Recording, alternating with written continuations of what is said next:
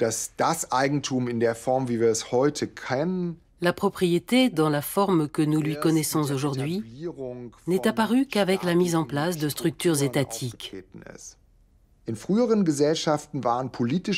Dans des sociétés antérieures, les fonctions politiques et économiques étaient fortement liées. La propriété privée marque la différenciation entre les sphères politiques et économiques.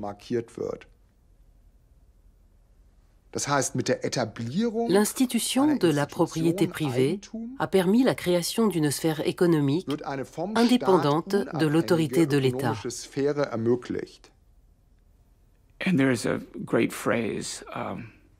Il y a une expression fameuse aux États-Unis.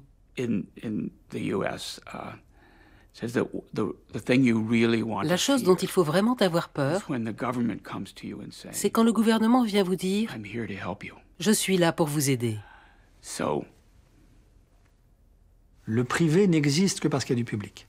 Il y a forcément une alliance privée-public qui permet de faire respecter les contrats privés, sans quoi on n'arrive pas à les faire respecter autrement que par la loi du plus fort. Par exemple, du côté de au moment de cette opération incroyable de colonisation de l'Amérique et d'arrivée des colons et du génocide finalement des populations indiennes qui vivaient en Amérique, au moment où les colons sont arrivés, il y a ces transactions hallucinantes de colons qui, au fond, font signer des actes de propriété en leur faveur par les Indiens sur la terre.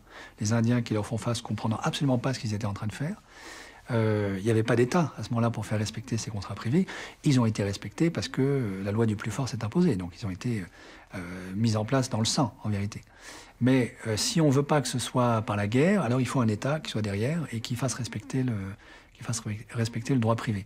Voilà. Ce qui pose la question de, dans les sociétés sans État, est-ce qu'il existe quelque chose comme la propriété privée? Et ma réponse est sans doute non. There are many nomad groups, for example, that move around even today. Il y a beaucoup de groupes nomades encore aujourd'hui qui se déplacent dans l'Amazonie, entre la Colombie, le Brésil, le Pérou. En tant que nomade, vous n'êtes pas particulièrement intéressé pour établir une propriété dans une zone spécifique, puisque vous bougez sans cesse entre les États. Inhabiting that zone, you move to another one, etc. I think that pre-Hispanic groups really didn't. Je pense que les groupes pré-hispaniques n'avaient pas l'idée d'une propriété individuelle, ni même d'une propriété tout court.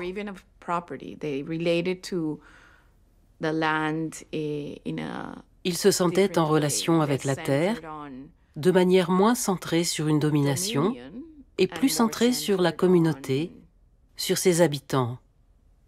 Maybe community or the inhabitants of the community. I am not arguing that those groups. Je ne suis pas en train de dire qu'ils étaient pacifiques. Je dis juste que l'idée d'une propriété absolue, comme une domination sur un bien, c'est une idée très occidentale. Good is an idea that is a very Western idea, basically. Tous les peuples n'ont pas le même rapport à la propriété. Pour certains, elle se pense dans une relation d'harmonie entre l'homme et la nature. Pour d'autres, l'homme doit dominer le monde. La propriété est alors l'instrument de cette domination, de ce dominium.